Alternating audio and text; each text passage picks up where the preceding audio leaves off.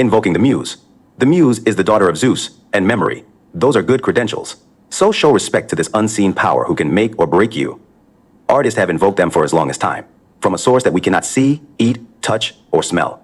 When invoking the muse, we are calling on a higher plane of reality, divine intercession. The moment that one definitely commits one's elves, then providence moves too. All sorts of things happen to make things happen that otherwise would not have occurred. A whole stream of events conspire to provide material assistance come to reality. Boldness has genius. Begin it now. When we make a beginning, we get out of our own way and allow the angels to come in and do their job.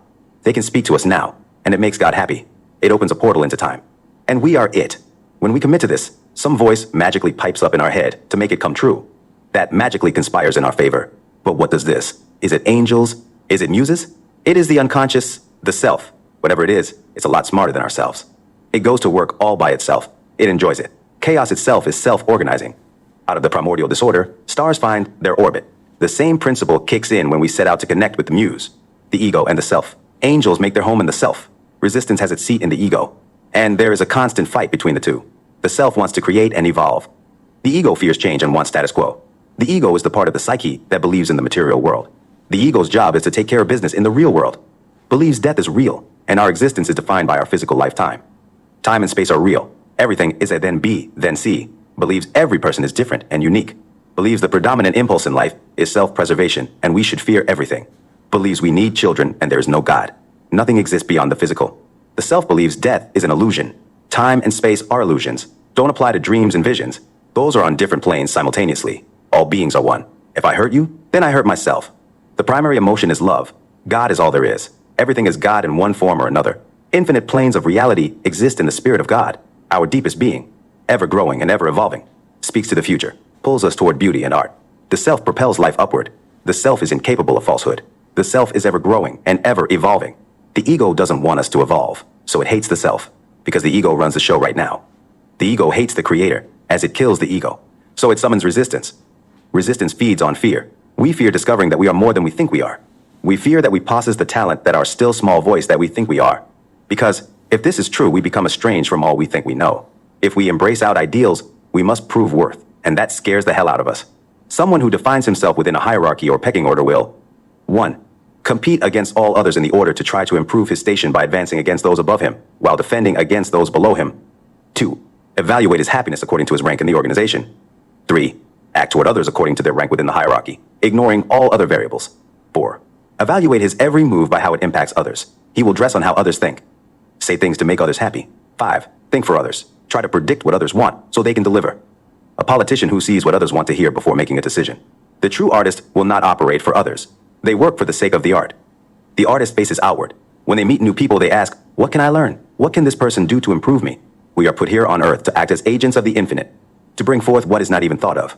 God wants this of us. We must do our work for its own sake, not for fortune, or adoration, or applause. Turning pro. The difference between an amateur and a professional is in their habits. Amateurs have amateur habits. Professionals have professional habits. When we are living as amateurs, we are running away from our calling, our destiny, the obligation to be our truest and highest selves. Addiction is the evil trend of outcalling to service, to art. That's why addicts are so interesting and so boring at the same time. Because they are called to something new, something unique, something that those watching can't wait to see them bring into manifestation. But they are boring because they never do the work. Just like someone who does to the work to go pro. Stanislavski's 3 questions. 1. Who am I? 2. Why am I here? 3. What do I want? Resistance hates 2 qualities above all else, concentration and depth. Because when we work with concentration, and we work deep, we succeed. To become an artist or a pro, you generally have to face the same form of exile. You don't socialize as much. You miss things, because you have a passion and a mission. It's more important. Pressfield had a year of no radio, TV, booze, sex, to write his first book. The pro tries to reach the upper realm through labor and love. The upper realm, as Plato suggested, is a sphere of perfect love, truth, justice, and beauty. Then the artist pro seeks to call down the magic of this world to create, by labor and luck, the closest to sublime simulation to this realm, and produces the closest thing to peace of mind. Fear is the primary color of the amateur's interior world. The professional is terrified too. The difference is how the amateur is terrified too. The difference is how the amateur acts in the face of the fear. The amateur is a narcissist. They live in their ego. He believes he is himself, and that is why he is terrified. He rates himself relative to others. Too high on his highs, too low on his lows. He believes that he cannot rise unless others fall. Lives by the opinion of others. Worth comes from others. imprisoned by his ought tos. Paradoxically, that paralyzes him.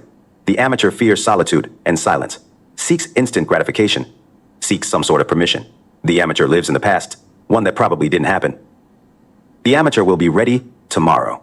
The force that can save the amateur is awareness, particularly self-awareness, plus some empathy. Then to realize that the tribe, the one we worry about judging us, doesn't give a shit. They are too fucked up and self-absorbed to pay attention to us. Before we turn pro, we live a life of fear and resistance. When we turn pro, we stop running from our fears. We turn and face them. The pro knows that every day he will wake up to face the same fears and demons. The difference is that now he won't yield to them. He will master them and continue to master them. In the moment, the epiphany feels like hell. It trashes us. It exposes us and leaves us naked. The essence of epiphanies is the stripping away of self-delusion. We thought we were X. Now we see we are negative X divided by infinity. The delusion must be abandoned and it hurts. What we have gained is the truth. In that moment, we can reconstitute our bullshit or turn pro. This creates shame greater than which we have to turn into will. The professional shows up every day, stays all day, committed for the long haul. The stakes are high and real.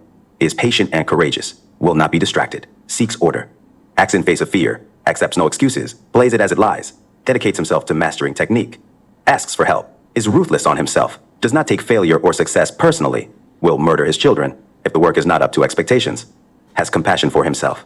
The professional lives in the present, the amateur in the past and the future. You must do the work every day. The muse will find you if you do the work. Don't wait for inspiration. A professional will help others. Amateurs think that if he shares what he possesses with others, he will lose it. The professional will gravitate to helping amateurs who want to be pros. And they will resist being iconized because they know how dangerous it is for the iconizer. When you are a professional, you receive 2 paychecks, a financial one, then another in knowing you are living your gift. The second must sustain you because the first may never come.